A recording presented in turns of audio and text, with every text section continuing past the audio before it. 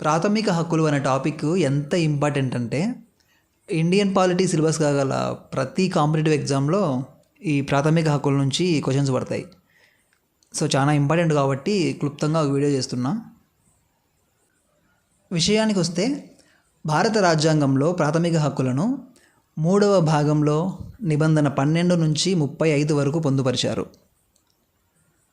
1950 జనవరి 26న అమల్లోకి వచ్చిన భారత రాజ్యాంగం 7 రకాల ప్రాథమిక హక్కులను కల్పించింది.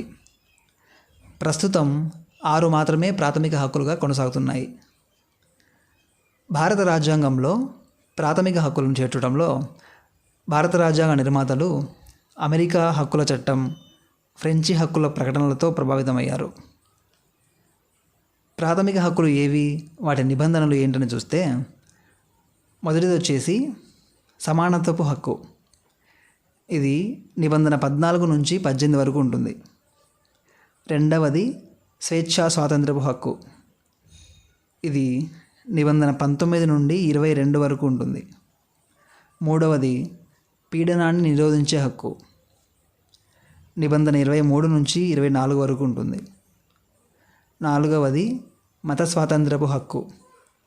నిబంధన 25 నుంచి 28 వరకు ఉంటుంది. ఐదవది సాంస్కృతిక మరియు విద్యా విషయపు హక్కు. ఇది వచ్చేసి నిబంధన 29 నుంచి 30 వరకు ఉంటుంది. ఆరవది రాజ్యాంగ పరిహారపు హక్కు. నిబంధన 32లో ఇది ఉంటుంది.